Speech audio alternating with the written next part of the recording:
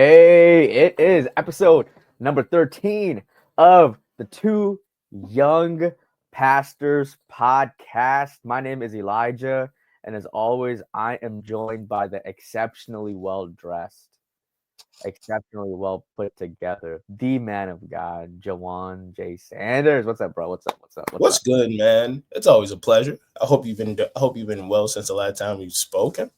Yes, sir. Yes, sir. I think I've entered my comfy era, you know? Your comfy era. I see. Yeah, I see. yeah, I see. yeah, I love yeah. I love the sweater, man. I love it. Man, we praise God, bro, because I think I saw Theo wearing this, and I was just like, hey, like I need to figure out where you got that from. And he told me, and he was Yeah. like, Uniqlo. And I was like, okay.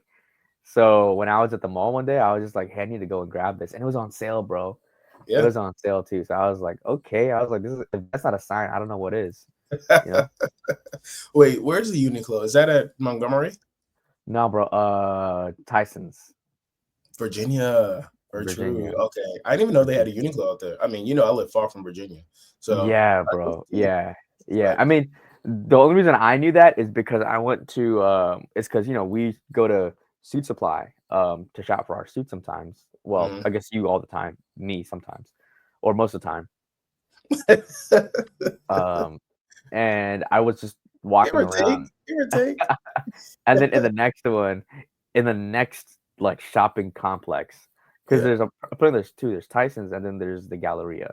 And if you're not in the DMV area and you don't know what I'm talking about, I'm so sorry. But like apparently there's two. There's two. There's Tyson's Galleria. There's Tyson's Corner, and Mhm. they're like a 2 minute drive from each other. It's crazy. Okay, understood. Well, man, it looks good on you, and it's very fitting for the season, very fitting for the winter Hmm. season. So, Hmm. thrive. Also, bro, want to say congratulations. Want to say congratulations. For those of you who don't know, our man here, Pastor Elijah Stanley, has officially been serving at his church for 4 years. He recently just celebrated 4 years at his church at Capitol Hill. And We so praise I God. know I know they loved on you. I know that Yeah, bro. I know you've been a blessing there, man. Yeah, yeah, And that's what you need, man. yeah. Person, you don't upset the status quo too much. You do your job, you evangelize, you bring people closer to God, and yeah, man, I think it's good. So 4 years in, how you feeling?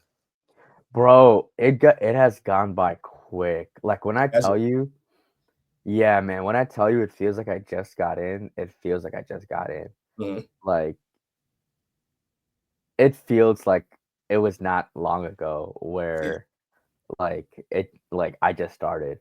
yeah. So it's interesting. 4 years went by quick. Hmm. I don't feel old, but then I can like track when my metabolism hit the ground. Like like I can track it. I can track it. Like Everything just slowed down, so and everything just slowed down. Yeah, it's now like you around gotta like year watch what three. you eat. Like around like year three, where it just hit the ground. It like smacked the ground and it died. No, And man, that's just happy week. That just means that you're really in the flow of your pastorship. You were stressed the first couple of years, so the stress was getting to you, and you were keeping the weight off. But now you're in the groove, so yeah, you're not stressed as much anymore, and you're not yeah, starving because y'all, we starve at times because we so focused on work. But now that you're comfortable, man, it's a lot easier for you to just get caught up in work, man. you're right, bro. Like I still remember when we were talking the first few years, right? Like the first 2 years or 3 years maybe, right? Where we were just like, yo, like we're just we don't know when the work ends, right? You know, Like there was no there was no end to it. And I think I Mhm. told you like I would go to sleep thinking about stuff to do, then I would wake up thinking about stuff to do. And it was crazy. It was like never ending guilt. Um, and I don't know what about you, but for me, I felt myself still stumbling around, trying to figure out, well, what should I do? Like, Yeah. what really needs to be done first? Oh, I feel like I should go here, but then it's just like, oh, well, this pops up over there, and feeling like, well, I don't really think I'm really accomplishing much at all right now. Mm. And you know, it was wash, rinse, repeat with those thoughts and with those actions and with those feelings. And so yeah, I think yeah, it's really not until recently where things are like really starting to click and make sense. So Yeah. that really makes sense, man. You know, Yeah, so man. 4 years in, and I'm pretty sure that when we get to possibly by God's grace, if we get to year 10, we're gonna be like, wow, where did the 10 years go? You know, like we're gonna be like, Yeah. dang, time has really flown by, you know, and here we are. Yeah. So Yeah. Man, like I was talking about like years going by, right? Like you're hitting your 4 years this year, right? Or yeah, 3? later on this year, later on Yeah. this year, and uh, I started officially working for the conference September 1st. Mhm. I started pastoring at like I got installed at Metro September 21st. Mhm. So we are nearing the end of January, nearing the end of January now. So we got about 8 months left. 8 months left Yeah. until my time. You know. So yeah, yeah. Man. Man, bro, so like when 10 years hit, what's like you're thinking like, hey, like this is my uh, like me saying, hey, this is what I want at my 10-year mark. Like what's your Um, I mean, I think I'd like to be a leader of my own church. You know what I'm yeah. saying? I think that's what I would like. If that does not happen, I'm okay. You know. But I would like that. Um, I'd like to have attempted to plant a church. Um, and I think I probably would have liked to have written at least one book uh, Mm, by that time. I don't know what I would like to write about, but I just think that, you know, being able to create something, produce something, is something that's excellent. Um, and so I think that those are just like a couple of things that pop into my head. I'm pretty sure there are a whole bunch of other things for real, for real.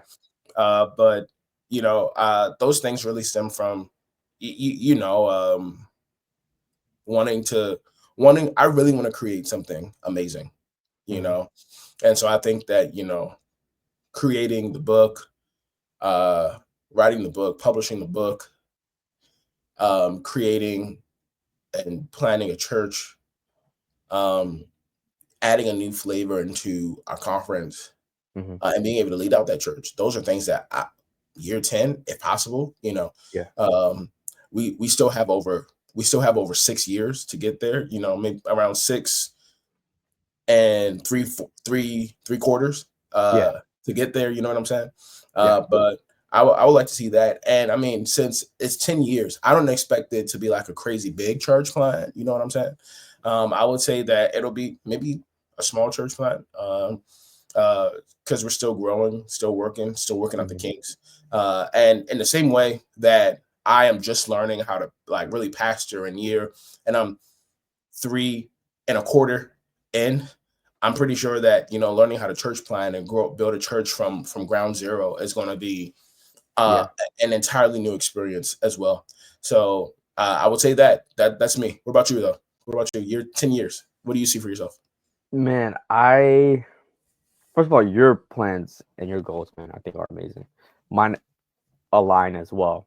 The Mhm. one thing that I would say would be a little bit would be different is um man, I just had it too. Like it was just in my mind as you were speaking.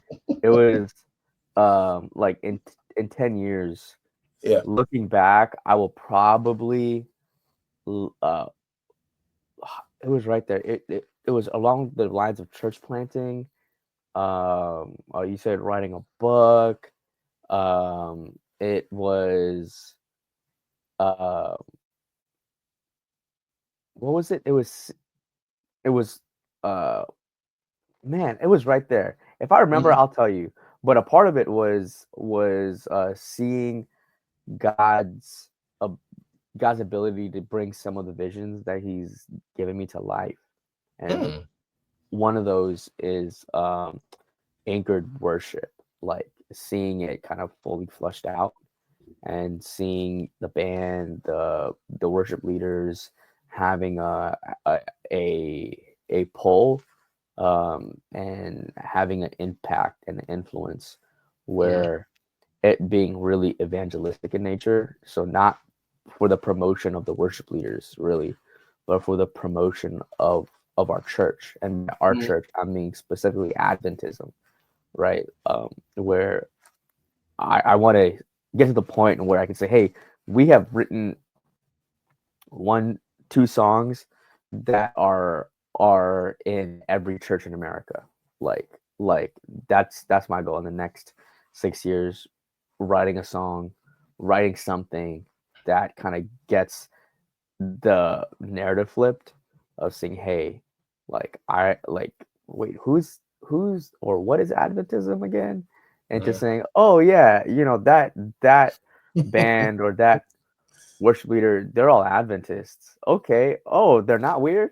Oh, okay. Like they sing some good songs, man. Like, all right, let's do it. It's like that's really one of my goals is asking God to really help that vision come to life.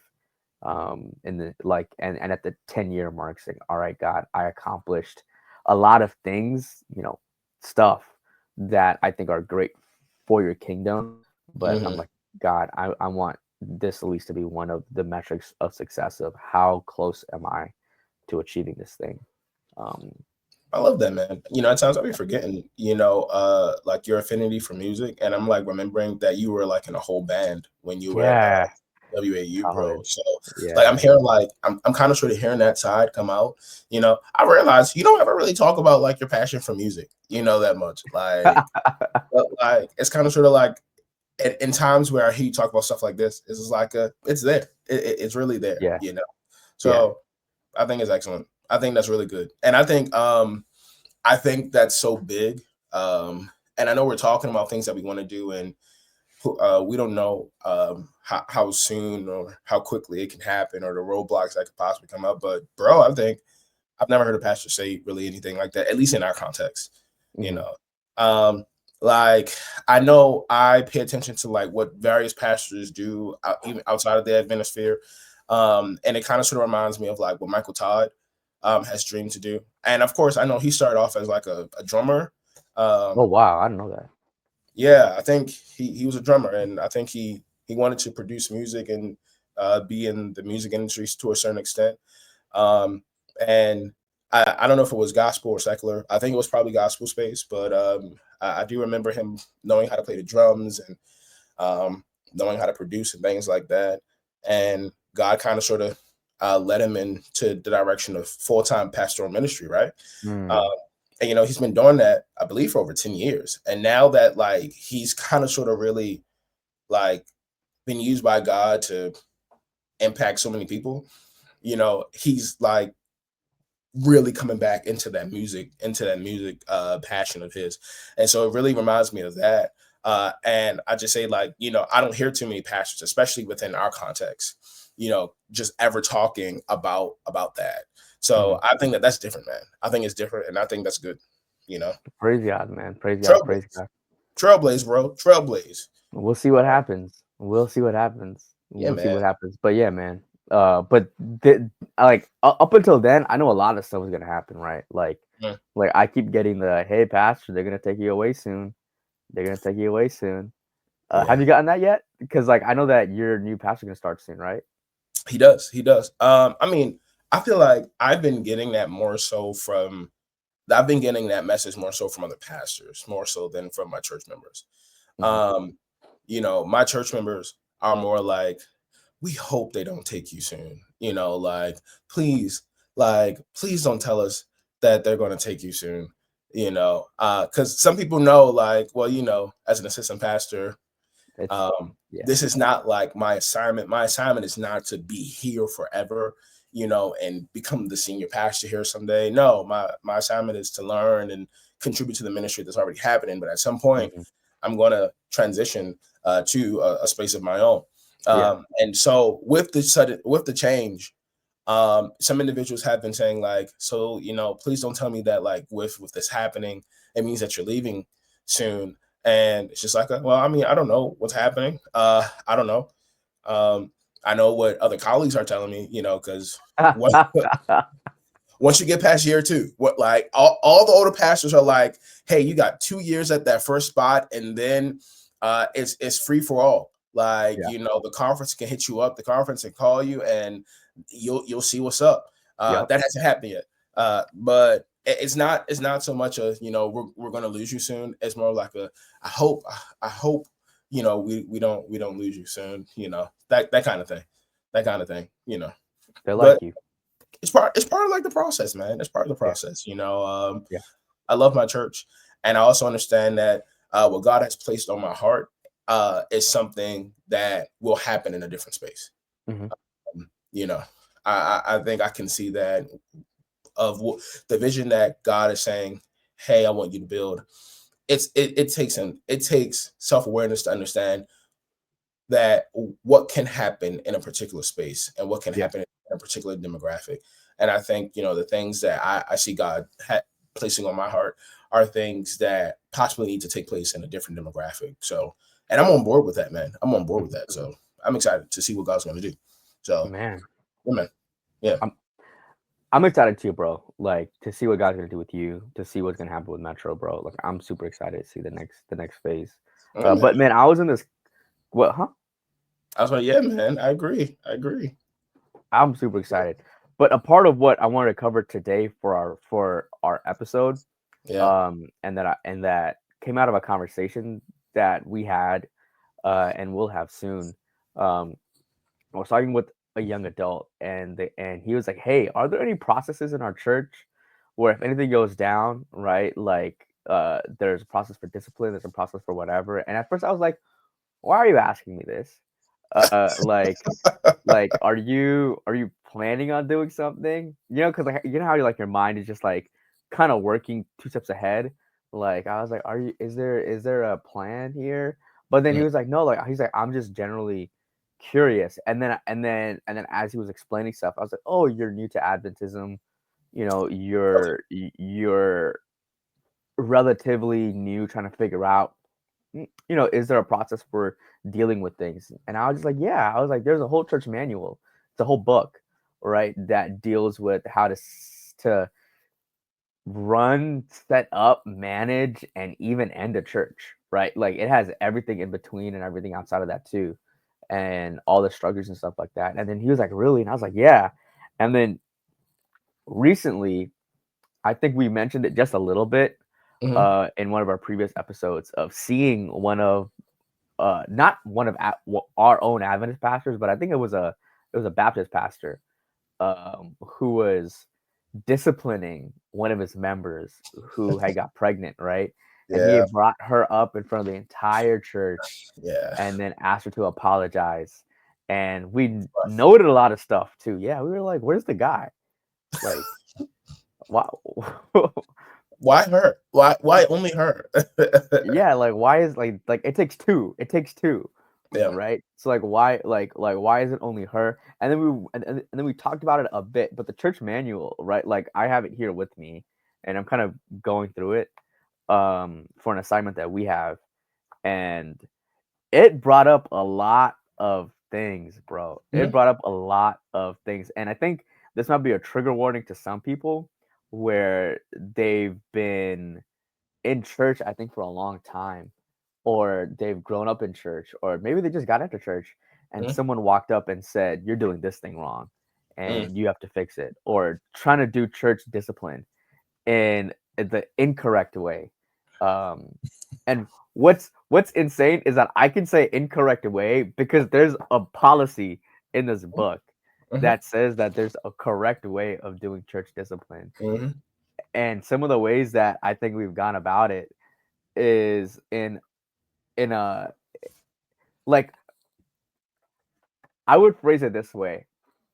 I think we call people that are our friends. No, no. I think we call too many people our friends. Some people, I Expound. Expound. I think some people are acquaintances. And Okay. here's what I'm getting at. A close friend can receive correction, right? A close friend can receive correction. A acquaintance can't, right? So, so I think like a couple of things just happened. a Yeah. couple of things just happened. First, you started talking about friends and acquaintances, Yeah. and then you qualified the type of friend. You didn't just say friends; you said a A close friend. close friend. Correct. So I Correct. think Correct. in my head, there's a difference between a friend Mhm. and a close friend. You know, Okay. in my I'm head. saying a friend. Okay. I'm saying a friend. A friend can receive correction. I think that's a qualifier of a Okay. friend. Okay. Yeah. Okay. Yeah. Okay. Yeah. So a friend can receive correction. All right. And an acquaintance cannot. Yeah. Yeah. Okay. Yeah. Understood. And the reason I'm saying that is I think a lot of maybe leaders at church think that some of our members are their friends. Um, Okay. and really they're more of acquaintances, and some of the things that I might think as surface level stuff, like, oh hey, just don't do that. Right. And I might just you know, like like a friend could delineate, right? Be like, oh well, right now he's being pastor, right? And he'll be friend afterwards, right? But acquaintance is like, whoa, Pat, did he just dismiss like the thing that I was just doing, right? Like, and then I think that goes down the line, right? Is like even if you're a church leader or a ministry leader, right? I think I had to speak with someone about that, and I was just like, hey, like you're a ministry leader, right? Like you have your opinions, you have everything that you want to do, but everything you say, everything that you talk about, everything that you act, every action, right, is seen with a greater spotlight because you're an extension of the pastoral team. Mhm. So I'm like, they can be wrong 100%, but the way you respond to that, It's crucial. right, is crucial. So when we're talking about church discipline, the the church manual is based off the Bible, and the Bible has a specific instruction, and the church manual goes even deeper and says, "Hey, this is the policy of dealing with people that," and they say ERRING, erring. So it's not a opinion that's different, right? It's a state of fact that's different, bro. Mm, Like, and that got me. mhm. Like that got me. I was like, I just can't be walking around and going, nah, like I don't like that. Like, nah, like stop. So I want to go back just a little bit, right? I want to go Yeah. back just a little bit because I mean, like I want to say I don't think that you have to be a friend in order to provide reproof to someone Right. else. Right. Um, I don't think you need to be a friend in order to rebuke someone else. Yeah. I mean, of course, I think that having said relationship can possibly make it more convenient for you to have that conversation for sure. Yet, I think that there's a difference um, between a person being a friend and being friendly. Um, Mm, and so I say that because I think that whenever we talk about church discipline, I think at times um, we forget that no matter what, you should always be friendly. mm, Um, being a friend to a person, even if it's not reciprocated. Because when you say that we're friends, what yeah. it means is that I'm a friend to you and you are a friend to me. Yeah. What being friendly kind of sort of dictates or it connotes is that no matter if you are a friend um back to me, I am going to treat you as a friend would treat you. Okay. Mm, And so I at least want to say that because I didn't want anyone to walk away saying, well, you should be a friend if you want to if you want to rebuke someone, if you want to offer reproof to an individual. Because I mean, our bosses are not always our friends. yeah. Um, in a lot of situations, they probably won't be our friends. Yet Yeah. they have authority to correct us. You know, they have That's authority it. and they've been given that authority by the organization that we are both part of. And so I wanted to say that, and I think that this is an excellent topic because I mean, anytime we talk about discipline, no matter what organization, no matter what setting, Yeah. you always draw a lot of opinions.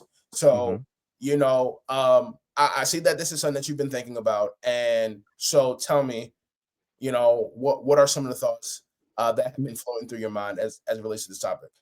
Man, have you ever been disciplined in church?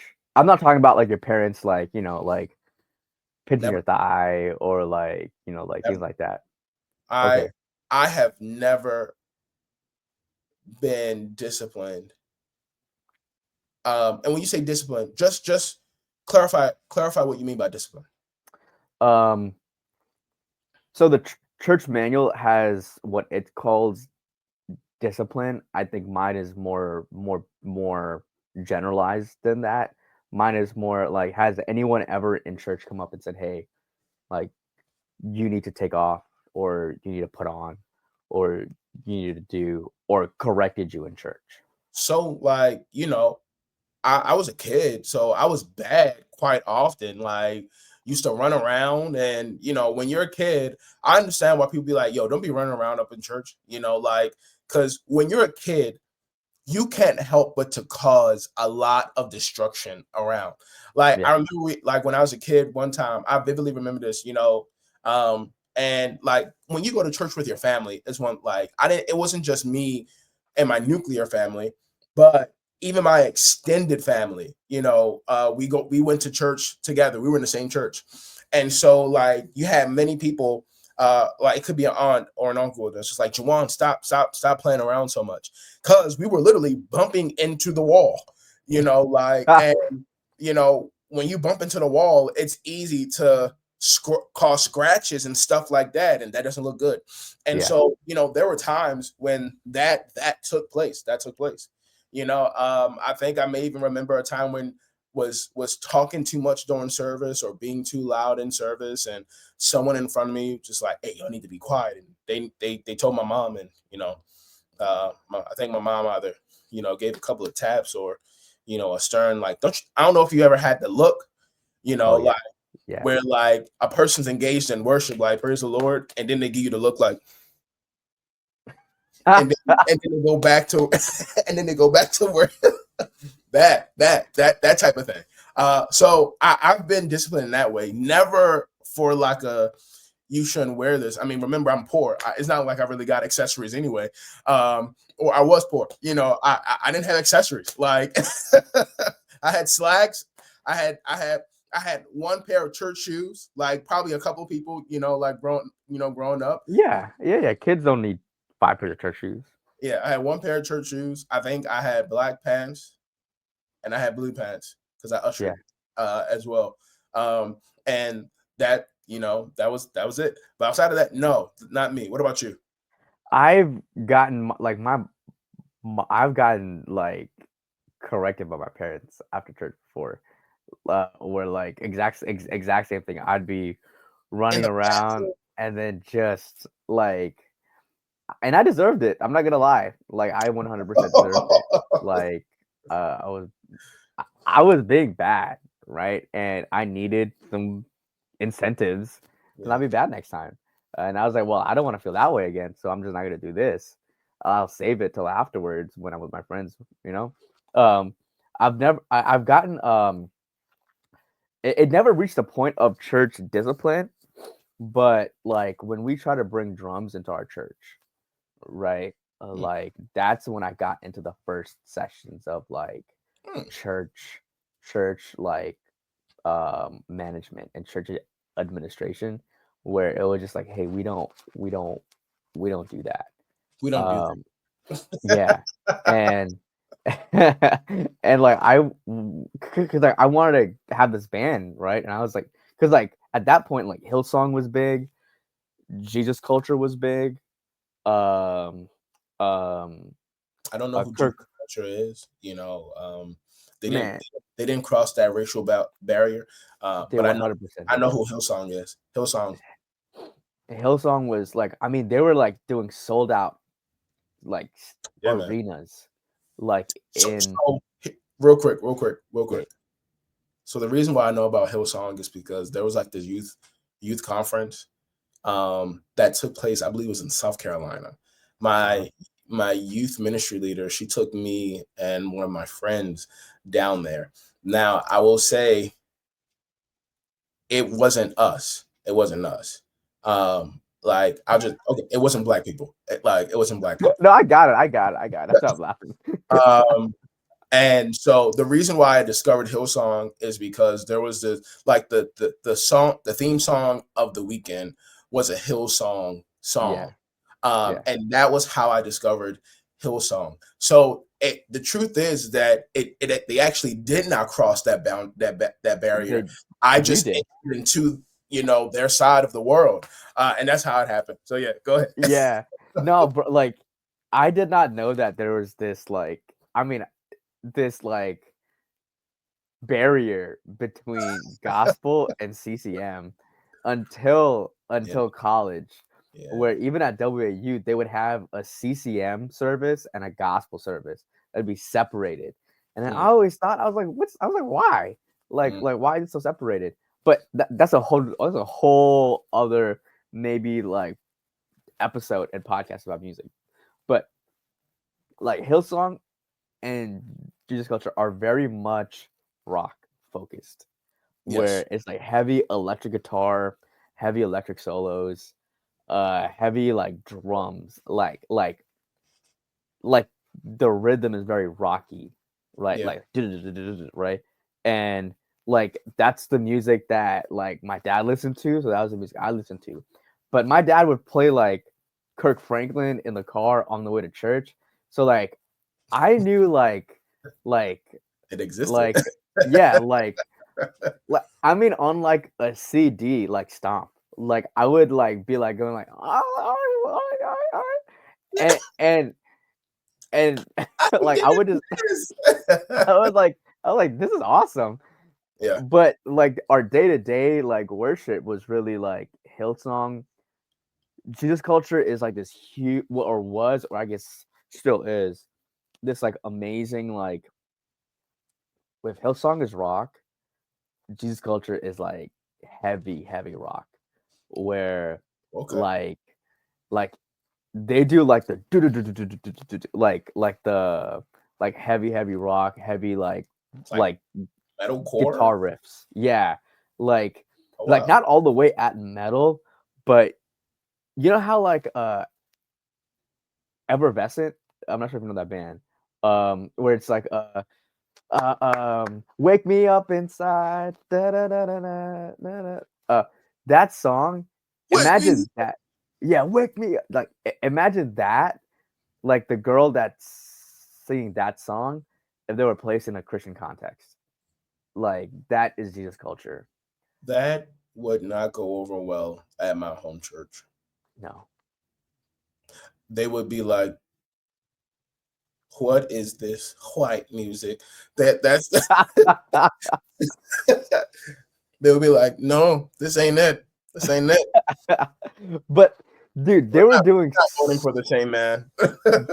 they were doing sold out shows, bro. I'm Like not they were surprised. doing so like this was in like 2014. Like they were doing sold out concerts, like legitimate concerts in Yeah. 2014, where they're doing like this like the pan of the entire place, and it's like all the way to the back of this random field, right? And they have like this huge stage, and then you're like, oh my gosh.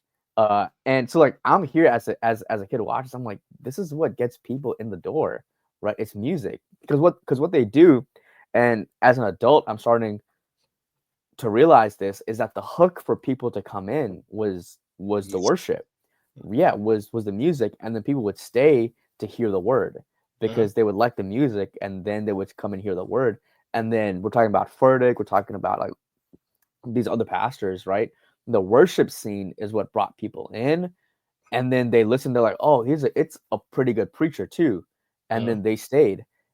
So I'm thinking, all right, like when it's youth days at my church, I'm gonna do this, Mhm. right? So we got the band, we got the electric guitars. I played the electric guitar. We Mhm. found a drum set, and we put the drum set on stage, right? And then one of the Mhm. pastors, was it a pastor or like a member or like an elder, was like, we don't do drums here.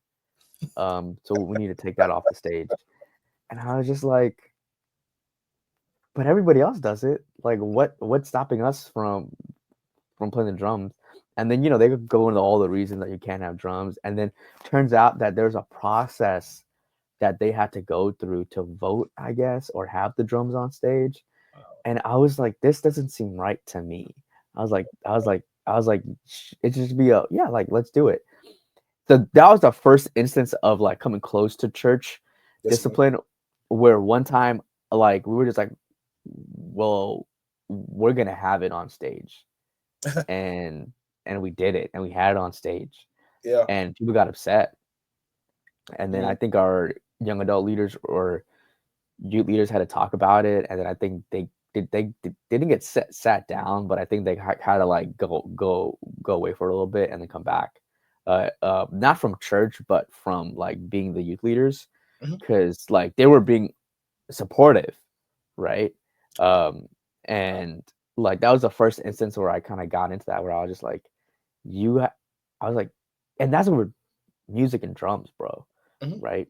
Mhm. So that kind of left a little scar, like not a huge scar, but like a little scar of like, well, I have to be mindful the way I've talked to people, and then be more like transparent with it and being like, hey, the reason that we don't do it is because the majority of our congregation doesn't want to do it, right? Like just be transparent and honest with it and say, hey, like this is the reason we do it. There's nothing in the church manual, at least as far as I've read so far, right, that says anything about drums. It's our preference. Like, hey, at this church, we don't like that, Yeah. and I think that's more well received, and we'd have a conversation about opinions. But what church discipline is not opinion based. I think that's what gets a lot of people, and what got me when I was saying on my notes. I was like, church discipline is not your opinion versus my opinion. Yeah. No. Um, but that's where I've received some of the experiences though. Mhm. Like, right? It's like opinion versus opinion, right? Mhm. And I mean, and I think that's like, I think that's the problem for real. Because individuals begin to take certain things personally when it's not necessarily personal. It's really just ministry. It's business. Yeah. I don't know if business is the right word to use, or I don't know. In my head, Or business makes sense. accountability. Yeah, you can say that too. So I think like in the New Testament within the church, there were individuals who would come into the church uh, who had different beliefs or who had contradicting beliefs to what the body held as truth. Mhm. And if that was the case, they would Mhm. address it, Yeah. say, "Hey, this is what we believe. You're Yeah. teaching this. You're living this lifestyle uh, that is contradictory to what we are teaching. If Yeah. you continue to do this, you cannot be part of what we are building here." And it Yeah. was that simple. I'm pretty sure like people felt some type of way. Some people maybe felt ostracized, but it's like this is what we believe. You Yeah. know, this is what we believe. Yeah. Now, like I think the question comes, like is what an individual believe or is what an organization believe, is it really biblical Mhm. at times, and can you change or shift certain things at times? Yeah. Yeah. Um, or is it just this is just the law of God? Like it's one thing if you say, hey, the Bible clearly says that we should not tell lies, and then you teach, well, I can tell lies in these situations, I can tell lies in those situations. God's Mhm. okay with lying. That's one thing, because the Yeah. word clearly says, "Thou shalt not bear false witness."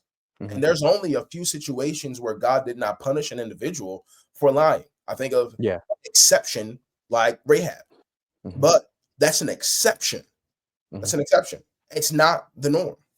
And so that's one thing versus more so of a cultural thing. Here Mhm. at our church, we don't do drums. Yeah. At our church, in my context, yours was more rock Christian music. Mine Yeah. was Christian rap. You know, Ooh. like yeah, come from different worlds. So That like was just no across the board though. Like like I've never heard anybody say yes to Christian rap outside of like some Sunday churches. like in my context, I remember I think like my oldest brother, he and a couple of other guys, were like dabbling into Christian rap. And you know, the older people who are more conservative, who didn't like hip hop in general, were like, nah, but at least it was still allowed. And I do remember there were a few instances where, like, in an AY program, Yeah. some people performed the song, right, or two. But it's a cultural thing. It's a cultural thing. Mhm. It's not a moral law. It's more culture and tradition. And so I think that there's a difference. You can possibly take culture personally.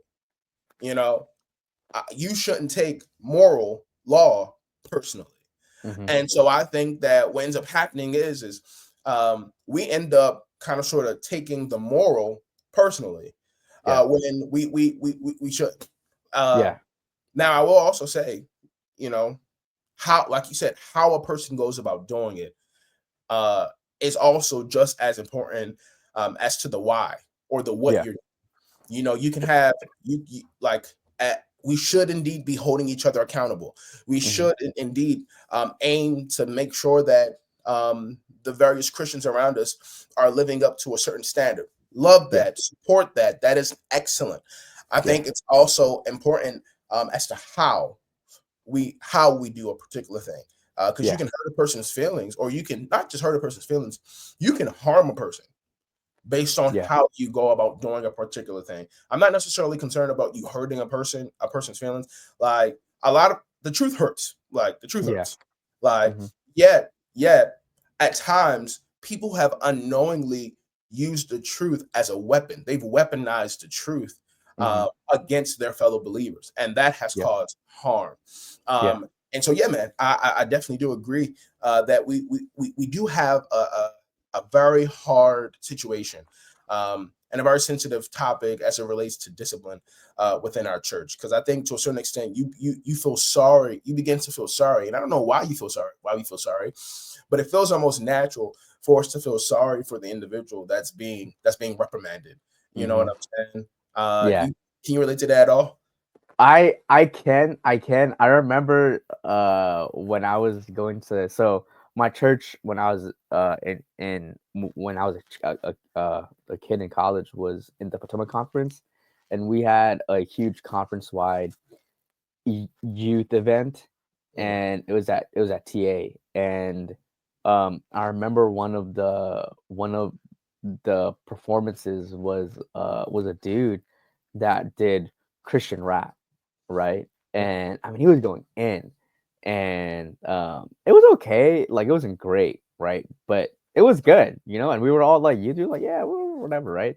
It was a bit corny, but mercy. and this was me thinking it was corny back then, Yeah. right? I mean, Uh, was it corny because it was really corny, or was it corny because of your views of it at the time? no, so I liked Christian rap.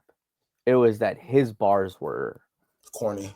corny, yeah. Um, He don't really know. and He not really about that life.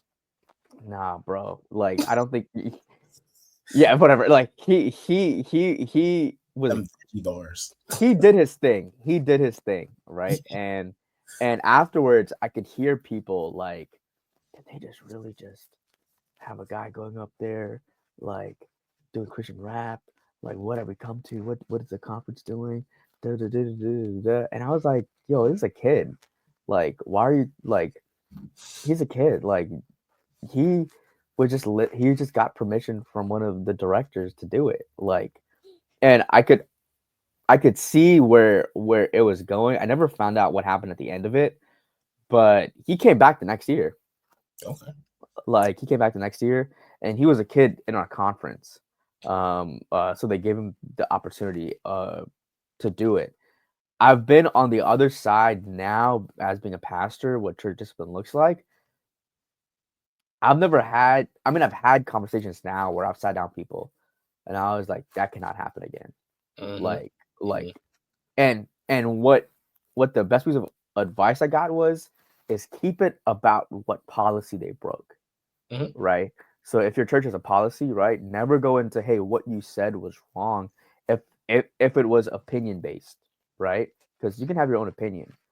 It's always, hey, you went outside of what you were asked to do. You were asked to just do this one thing, or you were asked to just or you responded the wrong way, right? Hmm. Like if you're a leader, always stick within what the policy is and what they broke, and never go into hey, the messaging was wrong, this was wrong, da, da, da, da, da, da. It was always stay within whatever. But what gets me the most about church discipline, bro, that I don't think a lot of us realize is that the church manual bases church discipline off you being in a community, right? And Okay. like a part of what it says, I think, like they like quote like Paul in the New Testament, Hmm. like where it just like it talks about suing stuff, bro.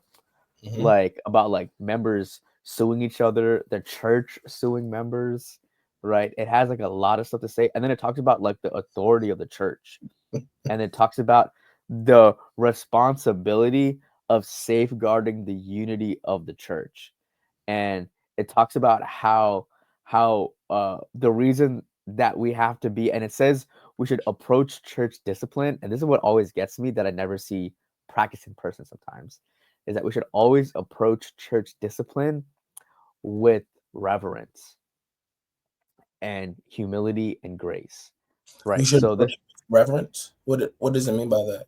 so it says the general uh so this is Like chapter serious? 8. Yeah, like it should be it should the church, it rests upon the church to maintain their purity, integrity, and spiritual fervor. And in dealing with members, right, we should be careful to follow the instructions, right, and we should uh approach it where to say that, in love. And this is the reason it says human beings are Christ's property, Yeah. uh, purchased by him at an infinite price and bound to him. And we have no right to surmise evil in regard to our fellow man. So it's saying like yeah, go ahead. I have a question. As you were talking through this, I was just thinking. I think as within the Adventist Church, I think the church's position is that women shouldn't be pastors. Is that the church's Right. position? Well, I think that's the overall church's position, but I'm talking about the official, not I'm talking about the official. And this is the yeah, Seventh Adventist Church Manual, right? yeah. And so, like, this is not the Columbia Union Is there a difference? Church Manual. Am I correct? Because I don't think because there's a difference. It's just one. so I'm saying that because earlier we identified that um, you can get this fellowship for you know not A agreeing bunch of reasons. Yeah. with for not agreeing with the body on a Right. particular issue. And you also just identified that you shouldn't do anything that would hurt the unity of the church. Just playing devil's advocate here. Uh-oh. Just playing devil's advocate. Just being messy. I mean the church is But it's rather the church is rather split on the issue of women's ordination. so here's the difference that I would say, right? Is that the the reasons are very clear and outlined, and it says the fundamentals of the gospel and the fundamental beliefs of the Seventh-day Adventist church, and their 28 fundamentals, as far as I know, don't. So what about the point as it relates to the unity of the church? Uh, as I'm going through this, teaching contrary to the fundamental beliefs, law of God, commandment of God. It goes into I'm talking about what you some, just read. But you said, if something conflicts or if something it's conflicts. disorderly conduct. This is like which is number 9. Never Did mind. I thought I heard you say something recently about. I thought I heard you say something recently about something that would disrupt the unity of the body. right. So the church has the response. So we have the responsibility of safeguarding the unity of the church. And I think what it's saying is uh although members have equal rights within the church, no individual member or group should start a movement or form an organization or seek to encourage a following, or any objective or teaching any doctrine or message not in harmony with the fundamental religious objectives and teachings of the church. So when it talks about Okay. unity, it's So about like we don't have to worry about women's ordination then, or R women. right. I think, and this is just me, like, playing along with what you said. If it was a church policy issue, you would 100% see it being acted upon, right? Like, I think they go into some deeper issues of, like, those colleagues of ours aren't even in the yearbook for our Well, churches. I do remember that at the recent regional meetings that they had amongst conference presidents, the president, I believe, of one of the California conferences, One of she's them out there, yeah. um, they said that she could not enter the meetings. They I think they escorted her Yeah. from the premises. No, I Um, don't think she was there. Like like oh, she didn't come at all. no, That's, she what I think what was said is she was there. They were I think they had instructed someone to take her out, but they refused to take her out. so so I mean Yeah. But it's just the idea that they were just like, hey, go take her out. Like, that's that's ooh, that's ooh. yeah, yeah. And does that follow this book though? I don't think so.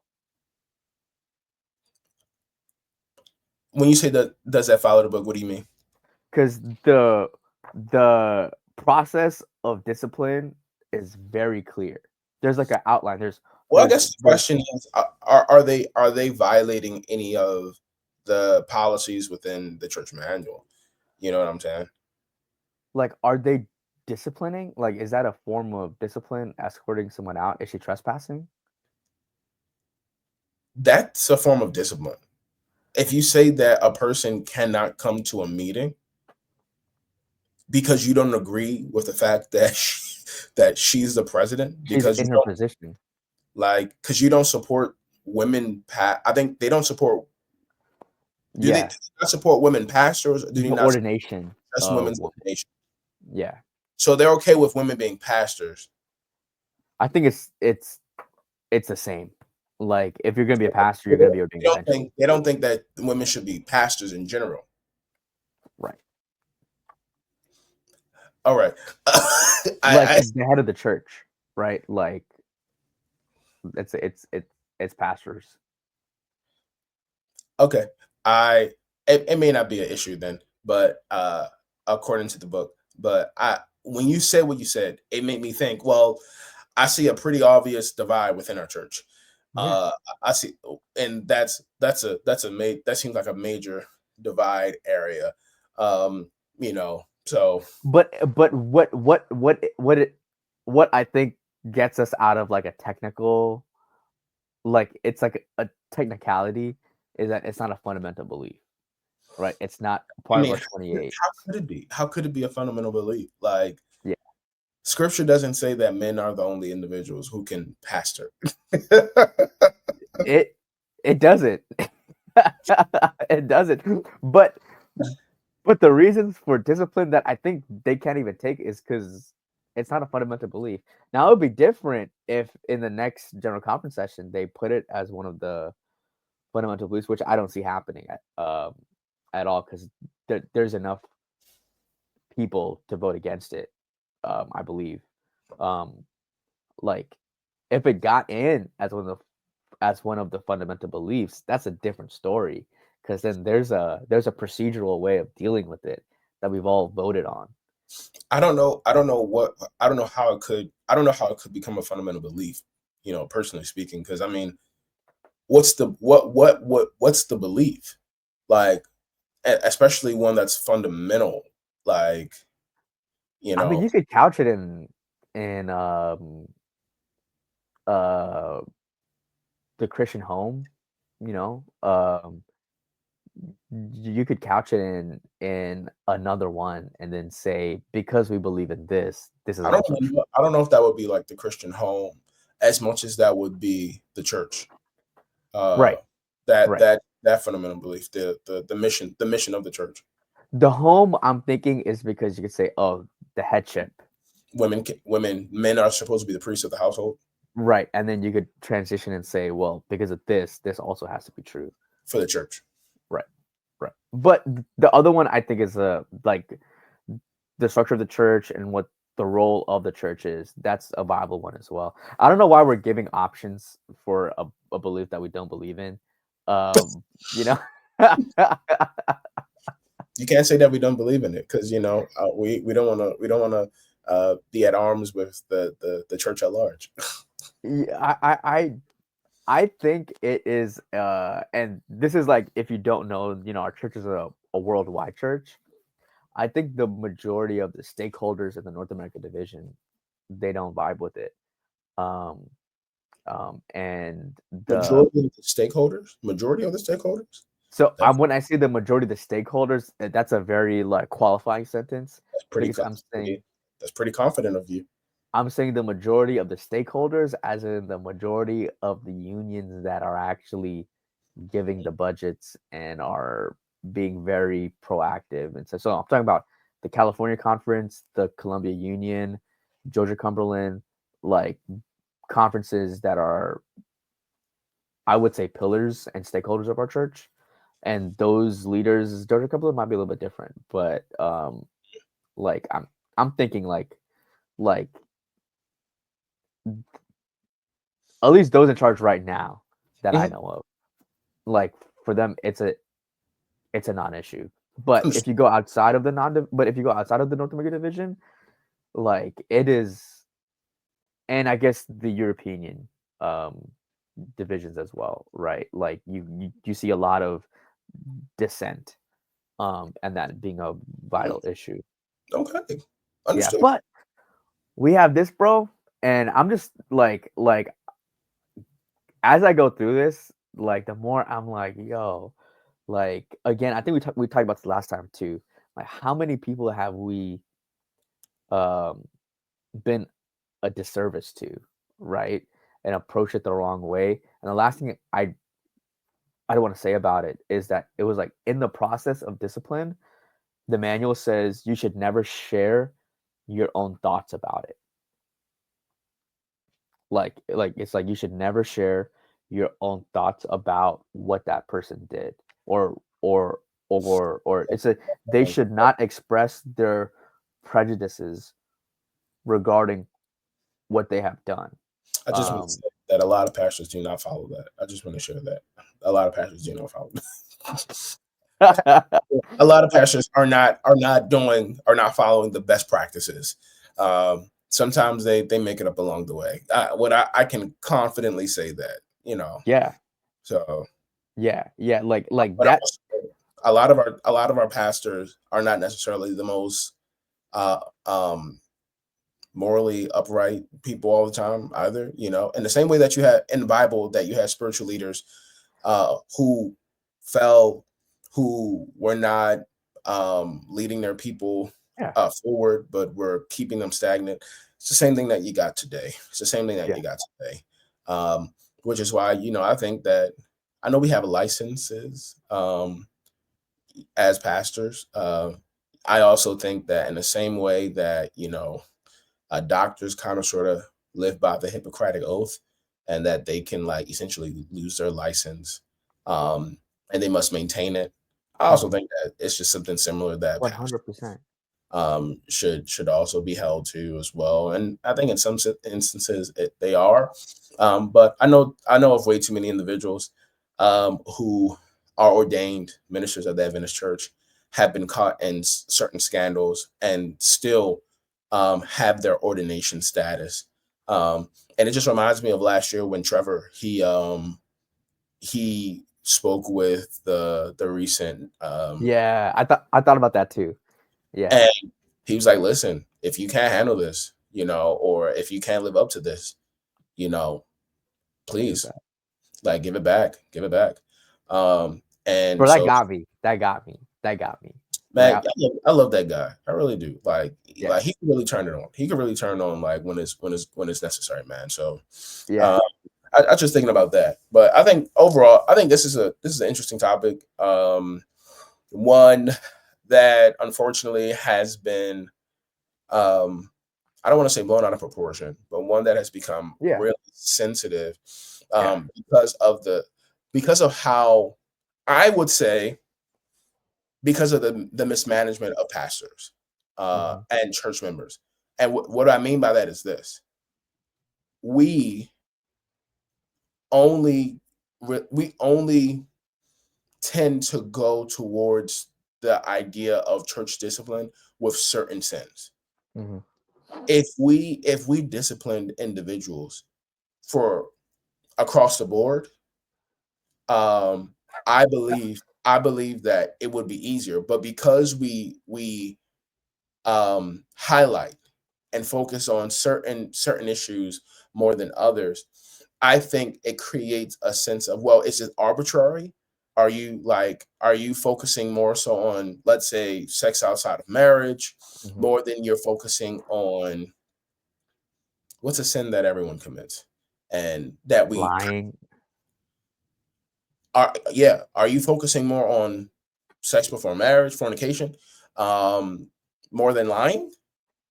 When individuals have been caught lying in church, Yeah, and you don't threaten disfellowship, or you don't threaten, certain, and so that's what I think, if we had done a better job of being consistent, not just hmm, balanced, but being consistent yeah, across the board, I think that it probably wouldn't be so difficult. And I think that going forward, you can't make up for the entire church at your local context, but I mhm, think that if you at your church can at your own church can create a consistent um handling of these issues, I think that yeah. it would be beneficial. Man, the lowest level of church discipline, right, is if I know that if you've caught me lying, right, the lowest form or the the place that it should stop is you coming and telling me, "Hey, Elijah, you lied to me, um, and we need to figure out why," and then it's ended there. No one else knows about it. That's it, right?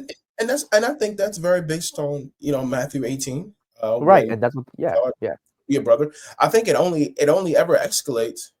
It only should ever escalate, really, truly, if you go or if you don't accept the fact hmm, that you offended your brother or your yeah, sister. You know what I'm right, saying? right, and So then it goes higher and higher and higher. So it like church discipline, I think at the most basic, only occurs at its highest level when the individual has refused all forms of conversation and reason. And then the or last. when I guess their sin is just or is just more public, easily more public, which is why women oftentimes are the brunt of this when they But get caught outside of marriage. Because I mean, like, how often do you really catch people lying? Like, I can't tell you how many times I really caught people lying. I can't right, tell you how many times I caught people coveting yeah. or killing. Oh, killing. What? How many times have you caught people killing, bro? I said I can't tell you how many times I caught people killing. I Oh, can't. got it. Okay, okay, okay. I can't tell you how many times I caught people stealing, breaking Yeah. the Sabbath, worshiping other gods. Bringing the Sabbath, I think we could really like point out and be like that. Probably not what you should be doing. I, I'm but like, joking. how do you really like? I'm joking. I'm I don't joking. just, but I don't disagree. But I'm like, how do you? What does it really mean to break the Sabbath? Because like growing up, we used to be like, you shouldn't watch TV, Right. but now we have social media, and now we're It's so bad. always on social media, and so.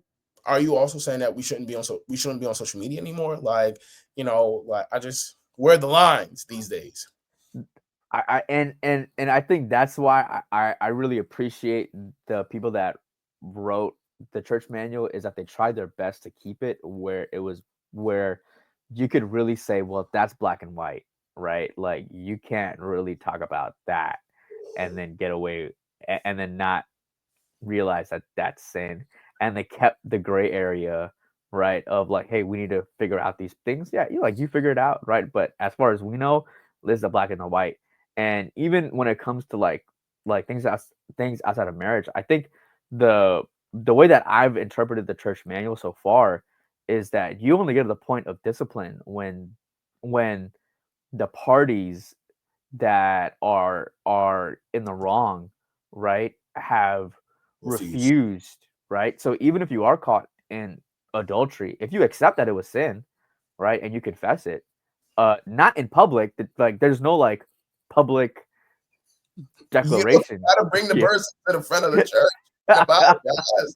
You don't gotta do that. There's no public, but there is a sense, and this is the last thing that I'll say. There is a sense of if it was said in public, it needs to be apologized in public. If it was in private, it needs to be apologized in private. I think that's just a principle that you operate by. Is if the offense happened in public, there needs to be a public apology.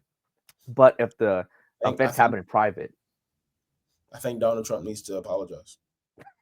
no, I'm joking. I'm done. I'm done. I'm done. man, but as I go through this, man, like we could definitely go back through because I know we like it's something that if you're within any organization, Adventism or not, that you probably have a binding policy that everyone works by, and you should figure out which one your church works through.